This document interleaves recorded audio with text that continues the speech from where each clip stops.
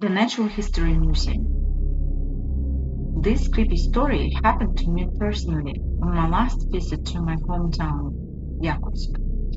But before I get to it, I must give you a little context so you understand it better. When I was a little girl, I used to love going to the local Museum of Natural History. For me, the museum was like a mysterious place full of fascinating wonders. My favorite halls were the ones with the exhibits of local fauna, different taxidermic Arctic animals.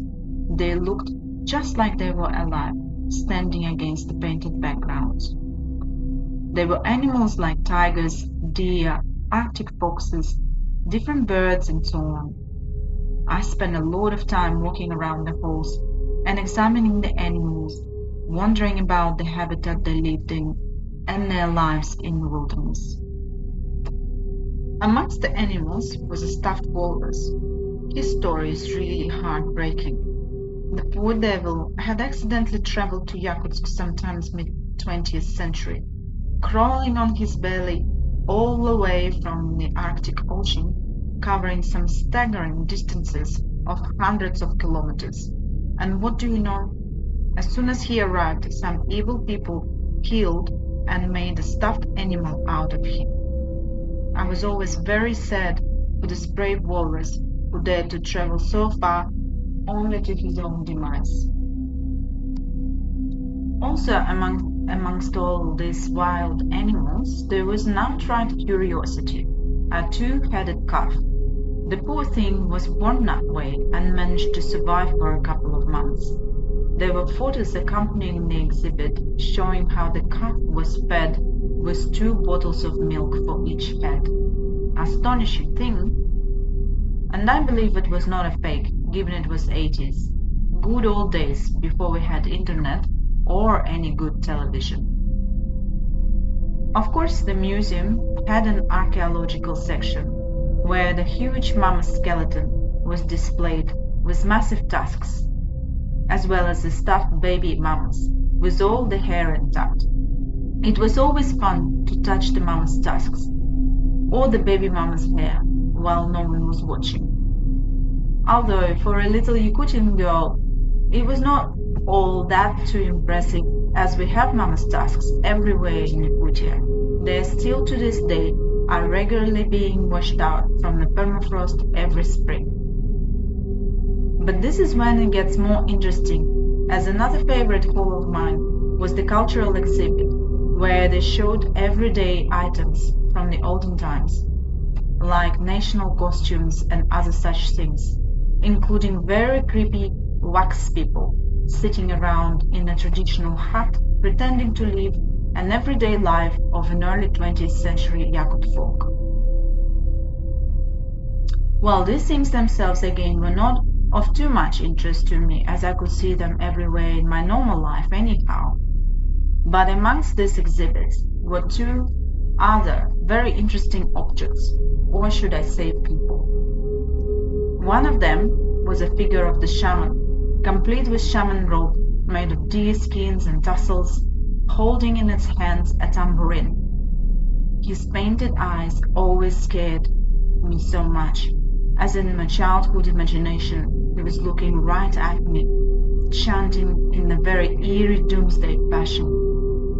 But I'll get back to this exhibit later on in the story, as he is the main hero of it.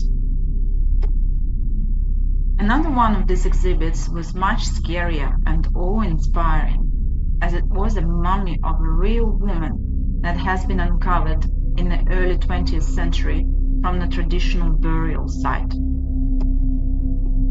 They said she was a shaman as well. I will note that the female shamans were much rarer and considered to be much more powerful comparing to male shamans in Yakutia.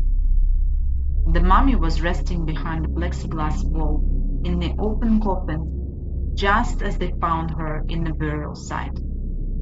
I must explain here that the traditional burial back in the day usually happened in a coffin that was suspended in the treetops. I presume this was to keep the wild animals from eating the body. They used to lay some everyday items next to the bodies inside the coffin so that the dead person can use them again in their next life. This particular woman was obviously from a very rich family, as she had quite a few items next to her.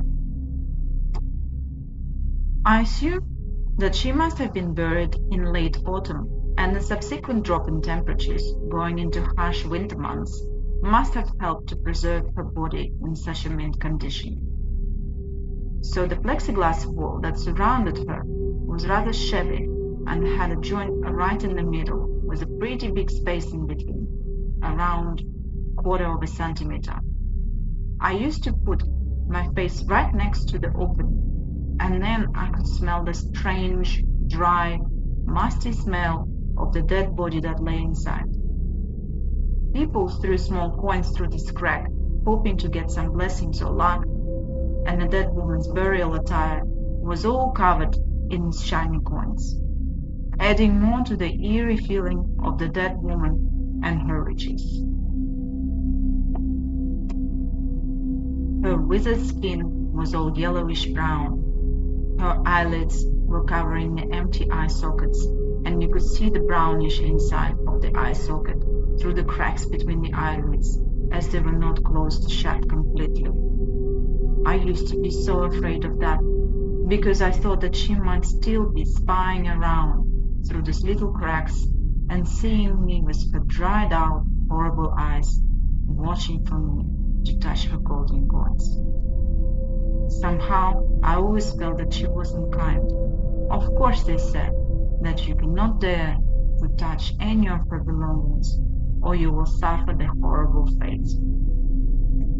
Many years after, when I grew up and came for a visit in my hometown, of course I went to see my favorite museum. Sadly, I found out that most of my childhood favorite stuffed animals have burned down in the fire, including tiger, walrus, and a 2-headed calf. They have also removed the mummy of the old woman, saying that at some point some relatives turned up from the regional Yakutian to the capital city and said that this is their grandma and she needs to be buried properly. Interestingly, the museum worker said that the fire happened soon after the mummy was removed. He added that we must have angered her by disturbing the corpse again. But the real-life creeps that happened to me are related to the wax shaman guy that I was describing earlier. As I was now a grown woman, I decided that I'm not afraid of it anymore. It is just a wax figure after all. It didn't even seem as tall as it used to anymore. So I dared to touch tassel on its clothing. In the evening of that same day, I became violently ill with some sort of stomach bug that put me down for a couple of days. I wondered where I could get it, as it was winter time, which leaves little room for food to be spoiled, and I ate only at home and no one else got sick.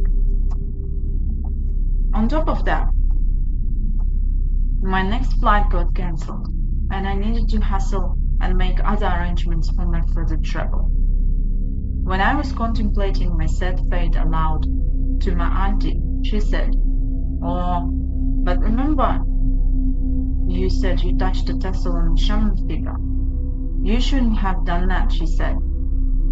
"The shaman doesn't like such familiarities and punishes people every time."